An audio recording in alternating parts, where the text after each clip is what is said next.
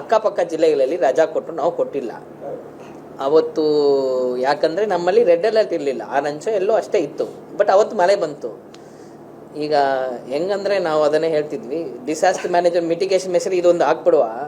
ನಾವು ಹಾಲಿಡೇ ಕೊಟ್ಟರೆ ಮಳೆ ಬರ್ತಾ ಇಲ್ಲ, ಮಳೆ ತಡೆಗಟ್ಟಬೇಕಂದ್ರೆ ಒಂದು ಆದರೆ ಈ ಸರಿ ನಿಮ್ಮದು ಮಾತ್ರ ಒಳ್ಳೆ ಇದಿದೆ, ಭವಿಷ್ಯ ಕರೆಕ್ಟ್ ಇತ್ತು.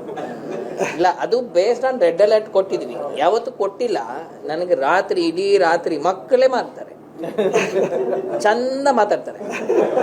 ಎಷ್ಟು ಚಂದ ಮಾತಾಡ್ತಾರೆ ಅಂದರೆ ನಮಗೆ ಕೊಡಬೇಕು ಅನ್ಸುತ್ತೆ. ಕಾಲ್ ಬರ್ತಾರೆ, ರಾತ್ರಿ ಪೂರ್ತಿ ಮಾಡ್ತಾರೆ, ಬೆಳಗ್ಗೆ 4 ಗಂಟೆಯಿಂದ ಮಾಡ್ತಾರೆ.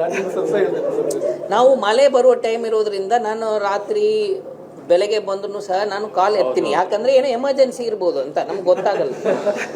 ಸೊ ಅದೆಲ್ಲ ಕೂಡ ನಮ್ಮಲ್ಲಿ ರಜೆ ಉಂಟಾ ಅಂತ. ಆಮೇಲೆ ಚಂದ ಇಂಗ್ಲೀಷಲ್ಲಿ ಮಾತಾಡೋರು. I am studying in Cambridge school sir, there is flood situation in front of our home sir, it is raining sir ಅಂತ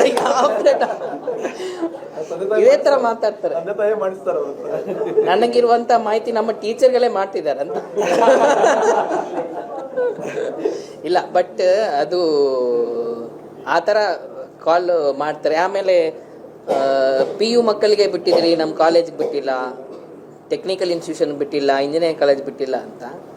ಸೊ ಡಿಸಾಸ್ಟರ್ ಮ್ಯಾನೇಜ್ಮೆಂಟ್ ಇದೊಂದು ದೊಡ್ಡ ಎಪಿಸೋಡ್ ಹಾಕಿಬಿಟ್ಟಿದೆ.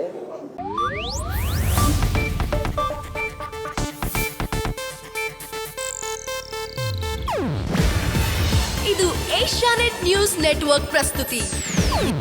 ನೀವು ನೋಡ್ತಿದ್ದೀರಾ ಏಷ್ಯಾನೆಟ್ ಸುವರ್ಣ ನ್ಯೂಸ್.